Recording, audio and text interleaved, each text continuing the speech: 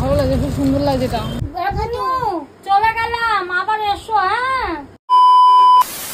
পুজোর শপিং মায়ের তরফ থেকে, তাই মাহি, মা, আমি তিনজনে যাচ্ছি শপিং করতে। কোনটা? এই যে এই 500 টাইপের, এই যে 500 কত বছর বয়স? এই যে এই দেখুন, এই দেখুন কালার হবে না, এই ডিজাইনটা হবে না, ডিজাইন হবে।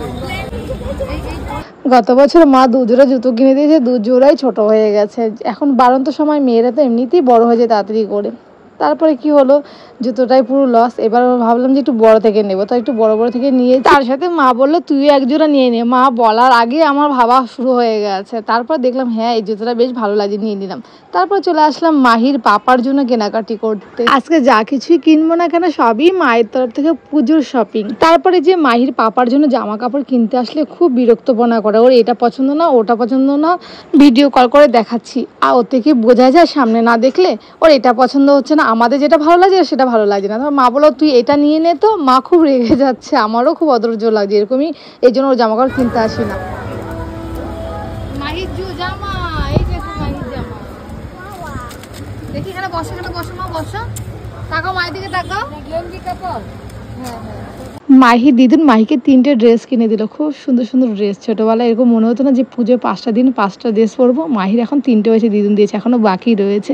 তো কেনাকাটি কমপ্লিট হয়ে গেল, এখন আমি মিষ্টি দোকানে গেলাম, মিষ্টি খেতে আমার খুব ইচ্ছে করছে, তাই নিয়ে নিলাম সন্দেশ মিষ্টি। সব কিছুই ঠিক আছে, কিন্তু আমার এটাই খারাপ লাগছে মায়ের কতগুলো টাকা চলে গেল। অনেক কষ্ট করে মা এরকম ইনকাম করে, একটা টাকাও নষ্ট করে না। আমাদের পিছনে মা কতগুলো টাকা নষ্ট করলো। যাই হোক, মা এরকম বললেই বকে আমাকে যে পুজোতে একবারই আসে, এমন করলে হয়। তো মা এরকমই, নিজে খায় না, আমাদের জন্য ভাবে। আর আমি যখন কিছু দেব তখন নিতে চায় না, বলে না না লাগবে না, তোর লাগবে তুই রেখে দে। সাথে বাবাও এমন করে, বাবা মা দুজনেই কোনো কিছু নিতে চায় না। আসলে কোনো শখেই নেই, আল্লাহ নেই, কিছু নেই, যত আল্লাহ শখ ইচ্ছে সবকিছু মনে আমারই আছে। চলে গেলাম, আবার এসো। হ্যাঁ, হ্যাঁ আসুন। ওই কার্টুন কর, তুমি দিদুনকে টাটা বাই বাই করে দাও। এই যে দাদা, আবার এসো। বাবাই বলো, দিদুন টাটা বাবাই বলো, বাবাই, বাবাই। হ্যাঁ, গুড নাইট। গুড নাইট না, গুড মর্নিং। গুড মর্নিং বলো, গুড মর্নিং। Good morning.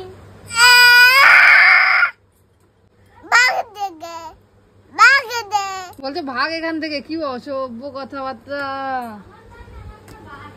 দিদুনের বাড়ি এসেছো, দিদুনকে বলছো ভাগ এখান থেকে। আমি যখনই বাপের বাড়ি বেড়াতে আসি তখনই মায়ের রান্নার কাজ পড়ে যায়। আজকে মা বিয়ে বাড়ির রান্নার কাজে গেছে, তো মা না থাকলে কি ভালো লাগে। তো মা আমার জন্য ডিম রান্না করেছে, ডিম খেতে ভীষণ ভালোবাসি। তো ডিম কাঁকড়ো ভাজি দিয়ে ময়ূরি খেলাম। আমি বললাম না থাকবো না, আজকে যাবো আবার মেকআপ ক্লাসে। আর মাইকে দেখো ড্রেসটা পরে কি ভালো লাগছে না, মায়ের ড্রেসটা কিন্তু খুবই দাম নিয়েছে। মাহির পাপা আমাদেরকে নিতে চলে এসেছে, ব্যাগপত্র গুছিয়ে নিয়েছি, বাড়ি থেকে রওনা দিই। বাপের বাড়িতে একদিনের জন্য আসি, আবার চলে যাই। তো সবাই বলে কি রে এই তো এলি, আবার চলে যাচ্ছিস। আজকের মতো টাটা, সুস্থ থেকে সবাই।